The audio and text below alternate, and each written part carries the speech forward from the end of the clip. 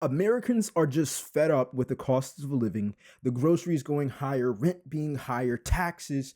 And so, in today's video, we're going to be reacting to them explaining why they're tired of the costs of living and also what they're going to do about it. So, if you like these type of videos, make sure you subscribe. Let's go ahead and get into the video. How are people affording life right now? How are people tackling this cost of living? Personally, I'm not. I had to move out of San Diego.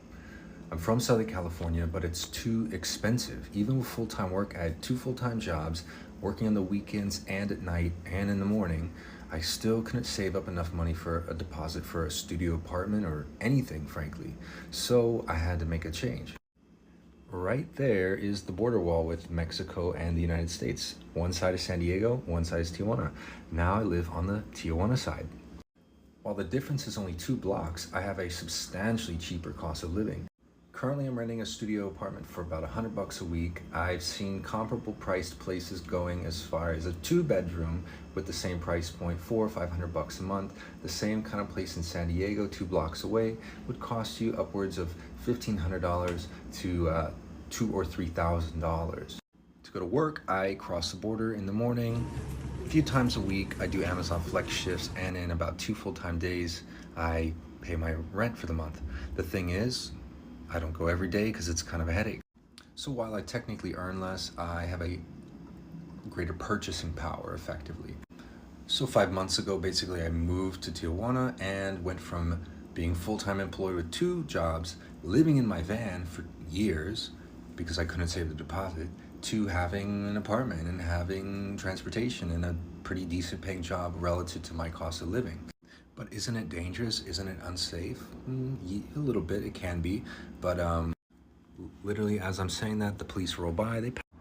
There's constantly a presence, so it does feel a little bit safe for that reason. Living in your car is not safe either. Being in your car is you're harassed all the time. You're bothered by strangers trying to steal your stuff. That's not a good life either. So while it's not a perfect solution, it's a solution for now, and it works, and I've improved my quality of life by moving 2 blocks. 2 full-time jobs and you're still not able to save enough? You got to question yourself. How much are you spending on your living expenses? And the second question is, why not just split rent or mortgage with someone that you could live with? You work 2 full-time jobs in America and weren't able to save enough? Are you kidding me? And don't get me wrong, I know California is one of the most expensive places to live in the States. But my question is, why not lower your expenses, maybe move to a less expensive state, have a less expensive place to stay? Even though he said that he was living in a van, 2 full-time jobs living in a van, and you're not able to have a place? Where's your money going? Like, where's your money going? Do you understand? Most people track their time on a job that they work. They know when their lunchtime starts. They know when their lunchtime ends. They know when it's 5 o'clock and it's time to get off. But they don't know where their money is going. If we're going to be talking about how expensive it is to live somewhere, I at least need to know where your money is going. You at least, it ain't even about me. You need to know exactly where your money is going. Let me know in the comment section down below. Would you risk moving across the border in order to have a less living expense in total? I think this is insane. Because not only do you have to worry about safety, don't get me wrong, he had to worry about safety in the first place, as he explained that he was in a van before he moved across the border. But he also said that he earns less. So even though your expenses are less, you're also earning less. Make that make sense, please. Some people in the comments section, one person said Dollar Tree is increasing their prices to $1.75 is huge. Poor people relied on Dollar Tree. Now what? Before I get into it, I'm not knocking Dollar Tree. There's been plenty of times where I shopped at Dollar Tree to stay on a budget because I needed to get my money up. But somebody responded under that and said, okay, I literally saw this Monday when I was in Dollar Tree. Unbelievable. But I was just shuffling between Dollar Tree and they are still cheaper for vitamins, shampoo, garbage bags, and some other stuff like toothpaste, mouthwash, brushes, soap, skincare. Okay, first of all, Shout out to her. Shout out to Annie for counting all the things at Dollar Tree that she can get cheaper. All right. I'm not like that. That's a good thing. But here's the truth: $1.75, and it used to be $1, or like, hey, yeah, the prices rose, but why aren't we looking in other routes to earn more money as well? If Dollar Tree raises their prices, how about you raise your price? How do you raise your price? Become more valuable. How do you raise your price? Do more work. And that doesn't always mean that you tie yourself to another 9 to 5. Like, yeah, that's the hustle, but maybe you start a side hustle. Maybe you invest more of your money. Maybe you lower your expenses, invest the money so your money can make money, and then you go back, and $1.75 don't seem too much for you. I heard this quote one time where you got the poor person and you got the wealthy person. The poor person complains about how much the price of eggs are going up, and the wealthy person complains about where they need to put their 15th car. Now, I'm not saying you need to have a fleet of cars. But what I am saying is you don't always have to identify yourself as a person that has problems with money. This is ridiculous. 75 cents? Like, another comment said, a lot of Americans are there, and is it safe? The creator responded, I don't know any Americans here yet. It is safe if you know how to move in the hood.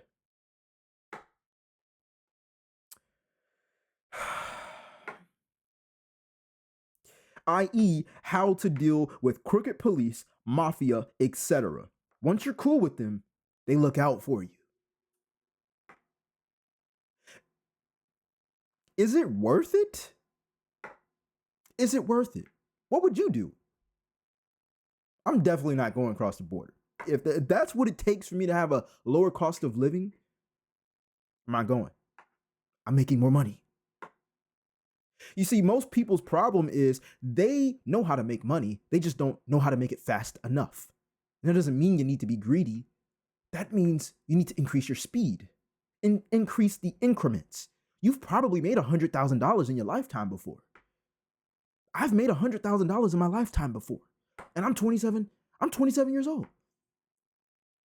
But the better question is, how can you make it faster? How can you accelerate it? What the are we doing on this earth, man? Every day, most of us wake up and go to a job that we really don't like, but we can't really quit because we got to get the money to pay the bills that they say it's important to pay. What the is the point of this life, man? We go to grocery stores and buy food that God gave us for free. Why the did we pay for lights? Well, that's just the way it is. You. I'm tired of all this. That's just the way it is. This whole system is garbage. America ain't nothing but a big plantation, man. A big plantation. What the are we doing here? There are days I don't want to be on this earth. And I'm not saying I want to unalive myself and nothing like that. But I'm tired, man. It's like, what the is the point of any of this? To work till we 60, 70 years old? Most of us ain't gonna live to see 50. But we gotta work to maybe retire. Man, you and all that, man. I don't give a about who president, left, right, and all this dumb. I'm tired of this whole game, man. It's a big game. It's a big raid. America is a plantation. I don't give a what nobody got to say about it, man. This is exhausting. Like, I don't even want to look for another job. I'm going to walk in there. They going to ask me, why do you even want this job? Because I need some fucking money to pay the bills that they tell me is important to pay. What just happened? Now, he has a lot of truth behind what he was saying, behind, the anger, right? You can tell he's hurt. You can tell he's tired, and I feel for him because it is a big game. But do I believe it's a plantation? No. Why? Because we have choices we can make. Our consequences, and consequences, by the way, can be positive and negative. A lot of people, when they hear consequences, they think negative. But consequences are a reaction off of what we do. At least that's how I see it. I can have a positive consequence because of the path that I chose in life. And no, there are multiple things that we can't control. Whether it's politics, who's in office, at the end of the day, it matters this much off of what you have control over, off of what you can make out of your life. If you give responsibility to something else in order for you to create a lifestyle, then you're giving up your power. We are not on an umbilical cord anymore with our mothers. So we choose what we eat. Therefore, if you get health issues, it's more than likely, if you weren't born with it, or if it wasn't something that happened to you that was just out of your control, then it was more than likely what you decided to put into your body. Same thing with money and finances in this economy. If we tie our things that create debt, if we tie our self-worth into things that are materialistic and create debt, then where do you think you're really going to end up in? Because the system, whatever you want to identify as the system, it will not help you if you are a victim towards it. But if you know how to capitalize from it, I don't care how many people want to label America, oh, it's capitalism. Okay, great. Well, listen, when you eat a sandwich, you never killed the animal that you're eating. So capitalism does exist. All right. And we have to understand that the life we live, the quality of life we live is not only dependent on the value that we give in this world, but also how we are responsible for our finances. The only reason why I've ever felt, and I'm just self-reflecting on myself, the only reason why I ever felt like life was like, man, why I gotta pay for everything? Like, why do we have to work? Is when I was a victim. I wasn't working hard enough. I wasn't being responsible for my money.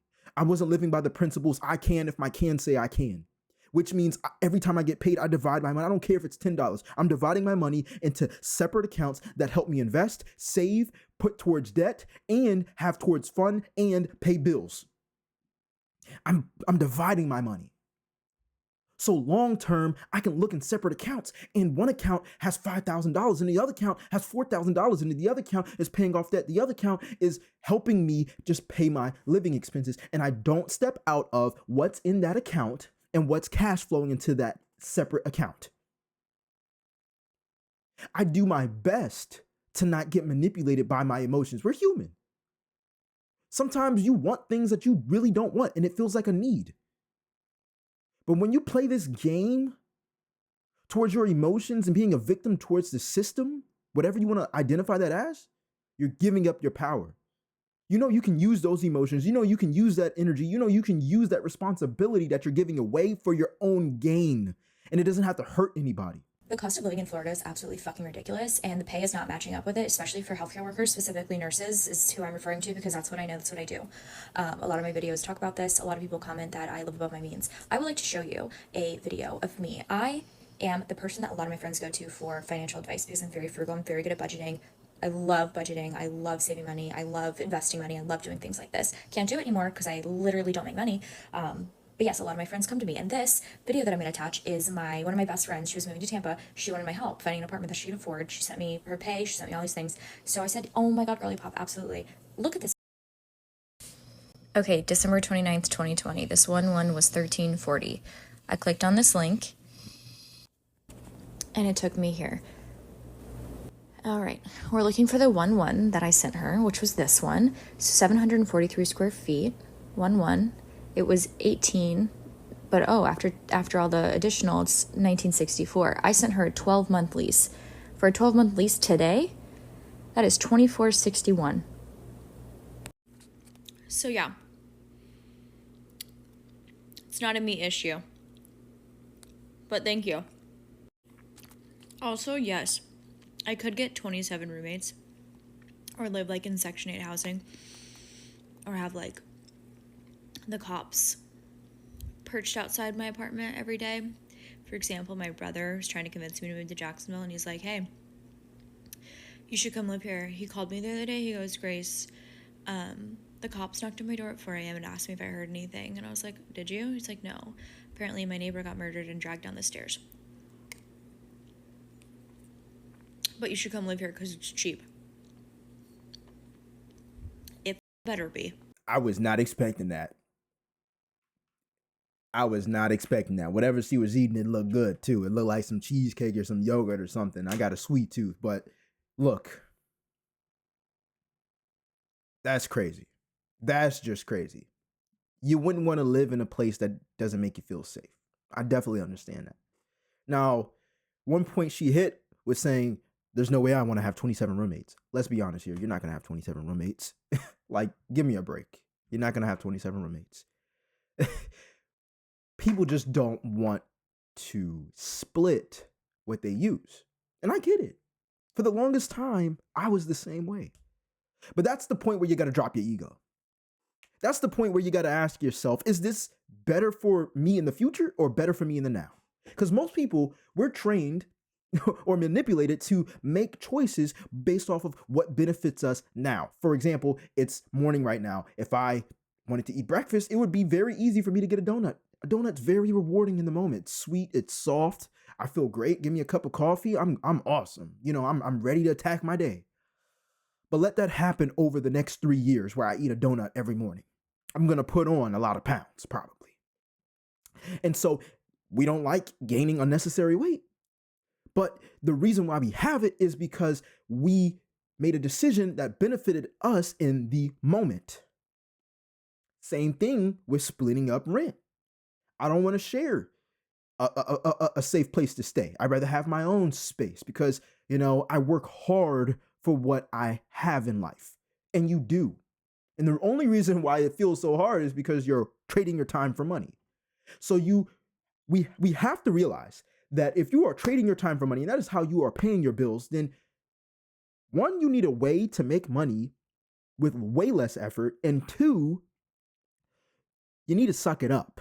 Because you're either going to be struggling financially by living paycheck to paycheck, or two, you're going to be splitting up where you live, splitting up your bills, playing it smart so you can allocate more money that can help you escape this game of rising costs. Because the truth is, believe it or not everybody with money is evil. Not everybody with money is out here to hurt people. Okay?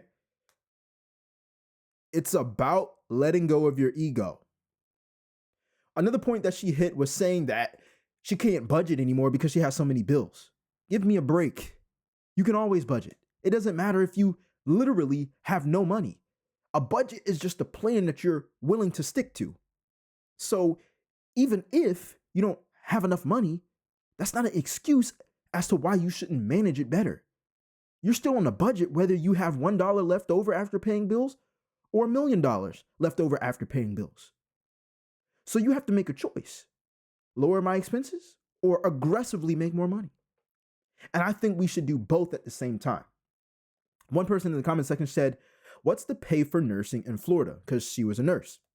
And she said, I take home $4,000 a month full-time, 5 years experience in ICU.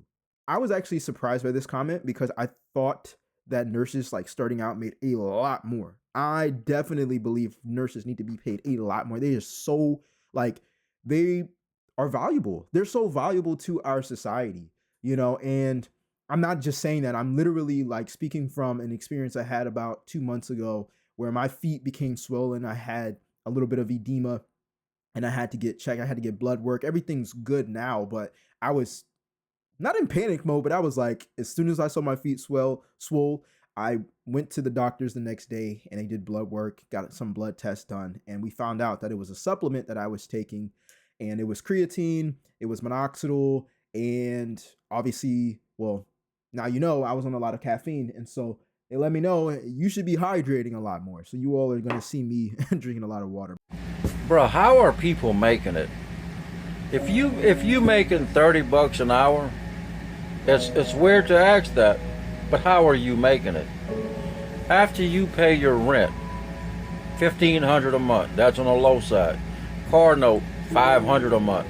Phone bill, $100 a month. Insurance, gas, food, electricity, health insurance, all these day-to-day expenses.